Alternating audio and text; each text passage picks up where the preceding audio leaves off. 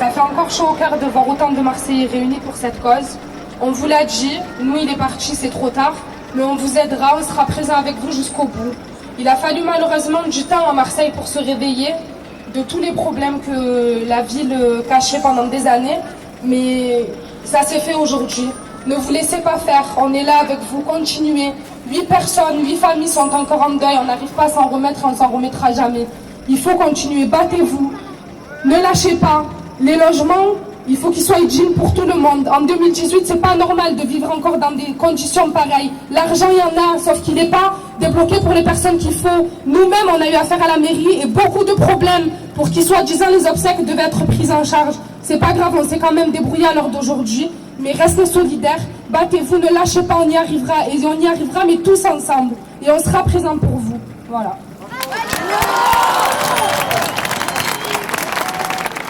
Moi du coup je parle au nom des locataires, mais aussi je parle au nom de toutes les personnes qui ont été évacuées au fait. Selon le statut, selon l'origine, ces personnes qui sont isolées, ces personnes qui ont les moyens de pouvoir se faire entendre, on parle au nom de tout le monde. On a droit à des informations, on a droit tous et toutes à des informations, on a droit au respect, on a droit à avoir des réponses à nos questions, on a droit d'être traité décemment, et on a des droits et on va les faire respecter. Voilà. Donc moi j'ai été évacuée, ça fait 2 semaines, je suis à l'hôtel et mon appartement donc est insalubre, il est en train de s'effondrer, quoi. J'ai le plancher qui s'affaisse et les murs qui se détachent, mais à part ça tout va bien. Mon agence vient de me dire qu'ils ne peuvent plus payer mon hôtel, de réintégrer mon logement parce que ça a été étayé, mais par contre il n'y a pas d'expert. Aucun expert n'est venu me dire que je pouvais réintégrer mon appartement, ils m'ont dit que c'était oral et que je pouvais réintégrer mon appartement. Mais d'être, c'est quoi le terme? D'être prudente et vigilante dans mon appartement. Donc je dois marcher sur la pointe des pieds chez moi. Donc je peux vous dire que je ne peux pas aller aux toilettes, je ne peux pas aller dans la douche parce que j'ai le plafond fissuré. Bref, je ne peux pas vivre chez moi dignement. Et le pire, c'est qu'ils m'ont demandé de me chercher moi un logement. Donc je peux vous dire que tant que je ne serai pas mis en péril, ils refusent de m'aider. L'agence, c'est l'immobilière Pujol. Qui sème la misère? Qui sème la misère? On nous a fait des travaux, la rue nous a fait des travaux, on nous a fait des travaux au rabais, on a des malfaçons, il y en a, des personnes sont inondées, des personnes, des fourmis leur arrivent à la maison, on n'en peut plus. On veut avoir des travaux, mais des travaux normaux, des travaux logiques. C'est l'État, la mairie, les HNP, des gros budgets qui ont été mis en place.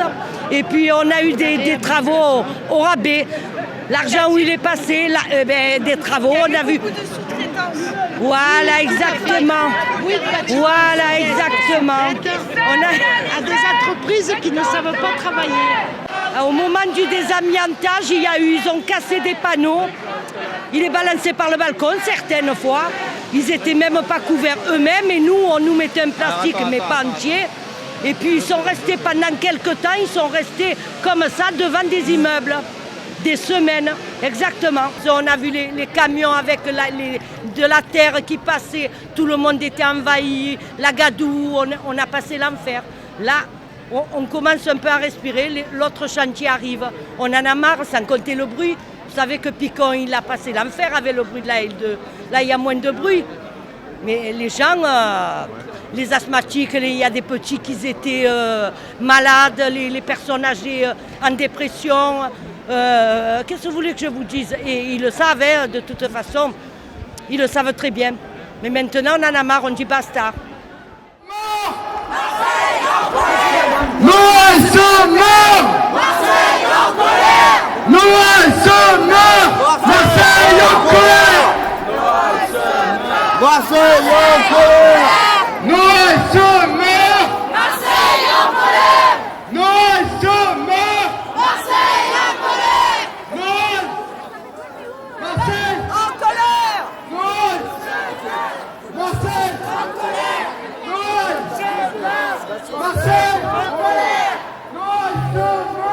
Marseille en colère!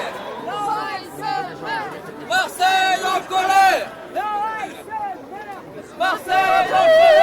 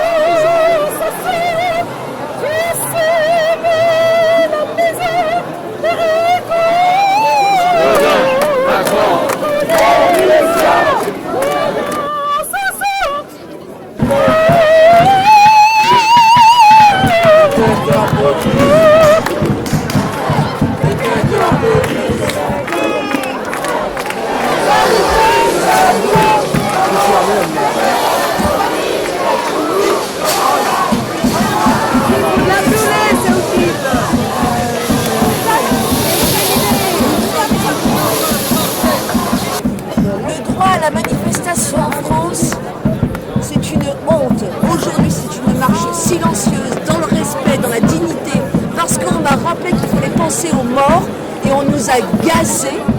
C'est la première fois que je me fais gazer alors que les gens étaient pacifiques. Deuxième fois, madame, parce que c'est la deuxième manifestation, je ne le savais pas. C'est une honte à Marseille, honte à la France et honte aux représentants. Une honte. Effectivement, on n'est pas armés, vous voyez, on n'a pas de gaz, on n'a pas de gilet. J'ai mon petit gilet jaune, mais c'est la même manifestation, c'est la même colère aujourd'hui qui s'exprime. Nous avons les États et vous avez le peuple. Mais un jour, véritablement, il y aura une révolution. Et aujourd'hui, c'est la naissance d'une petite révolution. Je ne le souhaite pas, mais on n'a pas de discours, on n'a pas d'écoute. On nous entend, rien. On ne nous écoute pas, on ne nous entend pas, on fait rien. Je vous le dis. Mais ils attisent la haine et la colère des gens, toujours.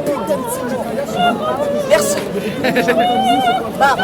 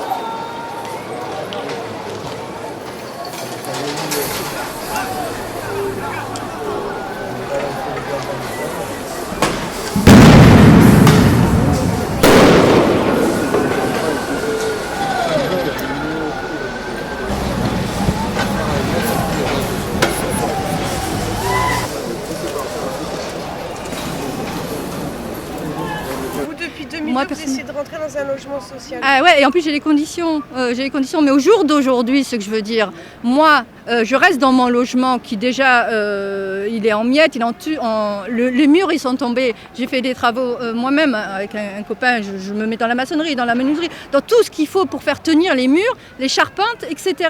Voilà, je vis avec un enfant et la porte, il ne me reste plus que ça en fait. Ah oui, vous n'avez peut-être pas vu ça, mais c'est un morceau de ma porte. Comment je fais le matin et le soir? Pendant 1 heure, je barricade. Le soir, je vous raconte pas, entre les chats errants, les cafards, les rats, etc.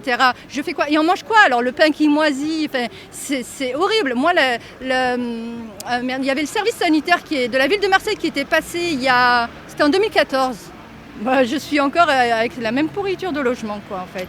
D'accord? Donc, je suis citoyenne comme tout le monde. Je bosse, je m'intègre socialement, donc on garde le sourire de face. Hein, mais en fait, on a toute la misère quand on va dehors faire semblant d'être citoyenne. On dépense notre argent, enfin, le peu qui nous reste. Et je suis souvent dans le rouge, hein, mais bon, il ne faut pas demander pourquoi.